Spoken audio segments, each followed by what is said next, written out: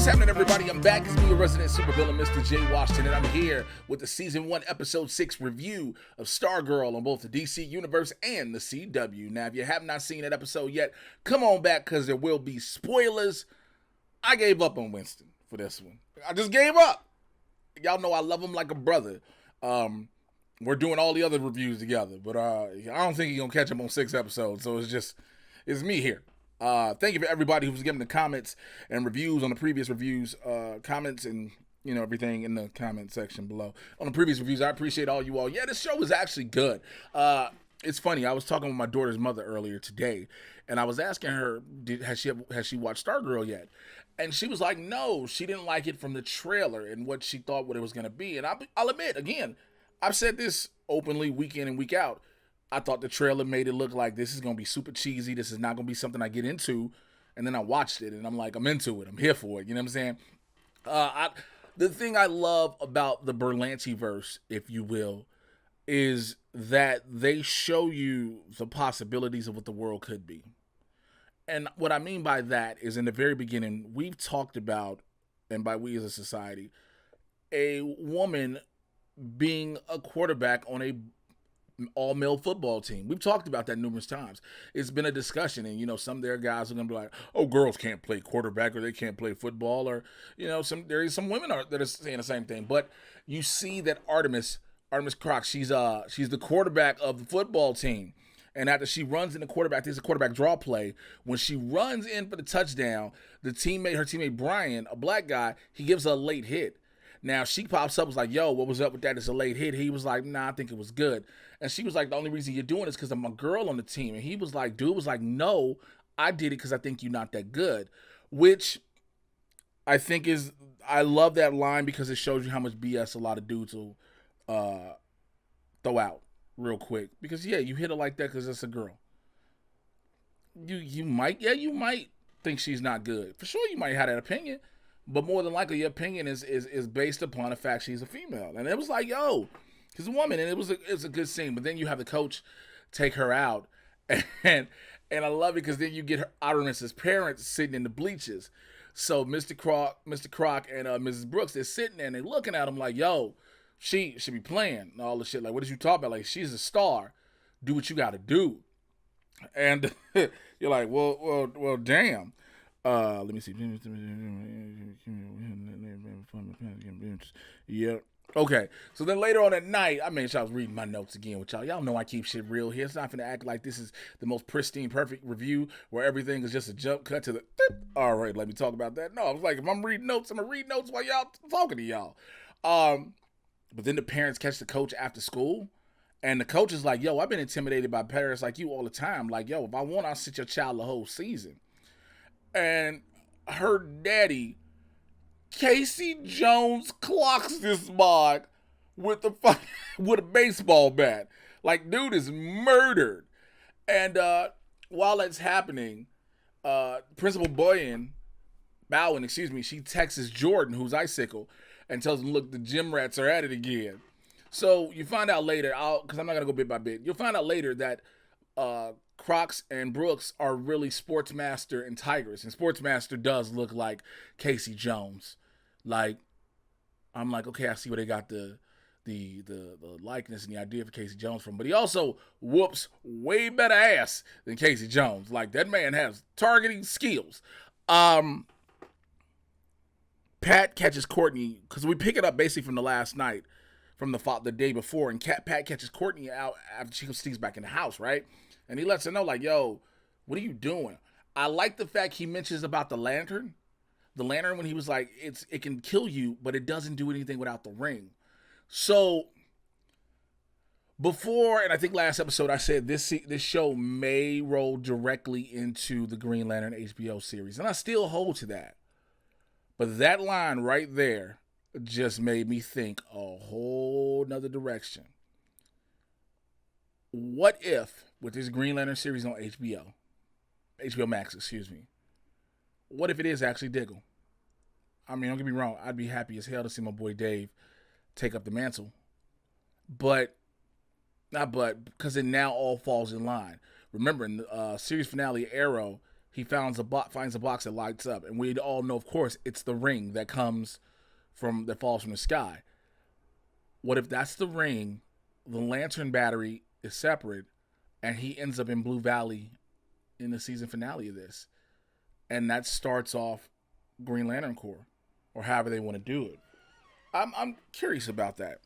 Again, we get another glimpse of the pink pen for Johnny Thunderbolt. So I thought they were going to introduce him in this episode. They didn't. I love the fact now that we're showing. I saw somebody in the comments say last episode that they didn't like this because Courtney keeps making all these rookie mistakes. Like she isn't even trained in doing it. But this is my thought process with it. That's good. She just jumped head first into this thinking she's following a legacy. She didn't decide. The only training she has is her being a gymnast. So that helps out a bit. And now she's learning how to use the staff and learning how to fight. But also she's not a hero and she's not directly a leader. Even though she's recruiting a team, she's not a leader. You know what I'm saying? So like there are going to be those growing pains, which I'm glad we're seeing. Because a lot of times it can seem like, oh, we're just going to jump into this. Their team, they have one folly or they try something and it doesn't work, and then next thing you know, they're all together and happy on the same page. That's not what happens. We're watching the building of a team with a bunch of people who had to fight for different things, but never had to fight for a similar cause. They never had to. Yolanda's fought to get her self back, her own self-esteem and her self-image back after everything that's happened. Beth is basically fought to keep her parents as friends. Rick has to fight with his uncle. And Courtney's fighting with the fact of now she's fighting what she was fighting the fact of the family dynamic. Because remember, before she found everything, she really didn't care for Pat or his son. So I like that. Also, the fact that Courtney was told by Pat. I'm sorry, it's been a long weekend. Courtney was told by Pat she has to get all the equipment back, and she tries to get it back from Yolanda and Beth, and they're like, no, like this is what I am now. This is who I am. Beth even says that Chuck, the Dr. Midnight goggles, are her best friend, and Rick was like, no, I'm not giving you back nothing. This is my dad's. And so when they realize when they realize that Sharp is, the gambler is trying to steal codes and stuff like that, that's when they all decide to work together on this, because maybe it'll be a key to help defeat the ISA, the Injustice Society, the ISA, and all that, which is dope because we actually get a good fighting sequence. And again, I praise the cinematography on this show. The sequence them fighting with Rick and Sportsmaster was a dope one. When Courtney interjected was a nice one. That fight sequence between Tigress and Wildcat was dope. And I love that Dr. Midnight, Beth, is exactly what you expect her to be. She's happy to be a hero, happy to have a costume, happy to have friends, right? But realness happens. There's real action. You really have to fight, and she doesn't fight. She doesn't know what to do. And she's looking like, what do I do? She's stuck and frozen. And so Chuck has to help her, the goggles, to tell her to get the fire extinguisher to spare Tigress. I like that. Again, they're building, they're learning. And after a while, Master Tigers have the advantage over them, and then here comes Stripe. And so when they go back to the auto shop, Pat is talking to Courtney and telling her about, if they wouldn't listen, you're just trying to keep them safe and blah, blah, blah, blah.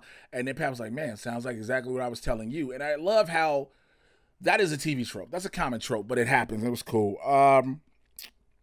What's the other one? Jordan's son Cameron, they go to a diner earlier and they get a slice of birthday cake to honor Jordan's wife, Cameron's mom, who just recently passed, that we saw on the show. And when he blows out the candle, you see the ice breath. Again, I like the fact we're going to build the Injustice Society off the kids. So we're going to keep the legacies going on both ends. And the fact that you have Henry becoming Brainwave, having his abilities manifest at the party last week. Cameron beginning to have his abilities. We don't know exactly what Cindy is going to be and how it's going to be, if she's going to look like. I think she's going to end up looking like her father because of her beauty. It seems like the only logical solution. She's going to start getting scales. You know what I'm saying? And so anybody else who has kids that are metahuman, that are meta, not just regular people. Because you can train them. Again, Artemis can be trained to be a badass like her mom and her dad. That's fine. But you have to look at the metahumans. They're all starting to develop their ability. So you have them versus the new JSA, and I'm like, I'm good with it. I'm perfectly good with it. Let me see that. Mm-hmm. Yeah. Oh, so yeah, that's really it. And the fact that we end this entire episode with Sportsman Tigers bowing, uh, Jordan, Icicle, and the Gambler. And he says, like, yo, because Sportsman's like, we killed the JSA. And we're like, who is this new one? And Jordan, like, yo, let's find out. So, which is going to be great because now we have that point where the bad guys do find out secret identities, which sometimes I never understand how they don't.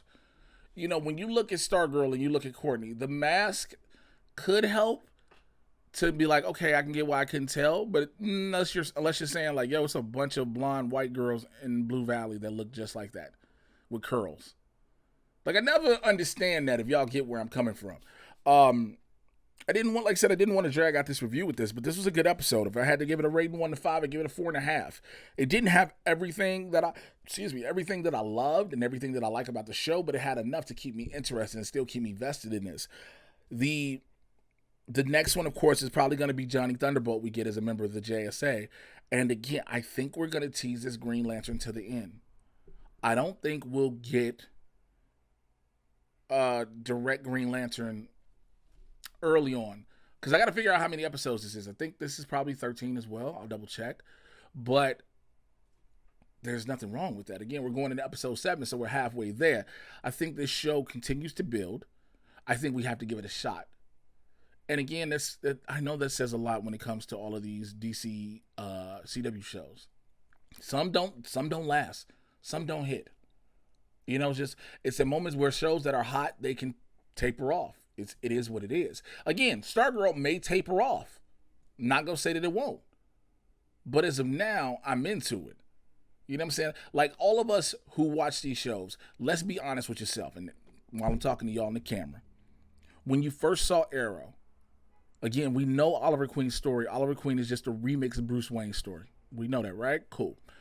When you first saw Arrow, you were like, I don't know how I'm going to feel about this. But then as you got to watching the first season, you got into it more and more and more. And then season 2 just solidified you. Now, granted, the season 3 with the Ra's al Ghul angle was like, yo, what are y'all doing? And then season 4, you thought it was going to be more plentiful because you got Neil McDonough as Damian Dark and you didn't. But again, like I said, and then it picked back up after they brought in Prometheus. So I want you guys to hopefully understand where I'm coming from. This may be a show that's great throughout its entire tenure. This may be a show that falls off. But you got to give it a shot. You got to give it a shot with an open mind. I think that's what you got to do with every show, comic book, TV show, and movie. Because we all know source material, we all know storylines, and we all want them to go certain ways. And granted, they all don't. Because it's hard to translate that on the camera. So I get it, but I want to know what you think about all this in the comments below. All right, so go ahead and like, subscribe, click on the notification bell. I've been slurring words because I just had a good ass salad and a bubbly, and like it's really just hitting my taste buds. So it is what it is. But follow me on Twitter and Instagram at Mr. J Washington, spelled down right there. You should see it. Join the Supervillain Squad on Patreon, patreon.com/Mr. J Washington. Putting a new conversation up. You guys shall see it by the time this comes out. So that'll be there. Check out the Mad Titan podcast everywhere you get your podcast from. I get you caught up on all the things happening in the Marvel and DC live action cinematic universe. It is Barbershop Talk for Nerds. So come on in the combo for that. And every Tuesday live, 2 p.m. Pacific. Check out myself and Winston A. Marshall. Blurs in the Hood, man. YouTube.com/Blurs in the Hood, Twitch.tv/Blurs in the Hood. We have fun for an hour. We're talking about pop culture, entertainment, sports, the nerd world, and so much more. It sometimes goes off the rails, and I think that's how we like it. Also, me and Winston, we do the Harley Quinn reviews and the Doom Patrol reviews on this channel as well. So I think that covers it. All right. I'll holler at y'all next week. Thank y'all for rocking with me. I'm out here. Bye.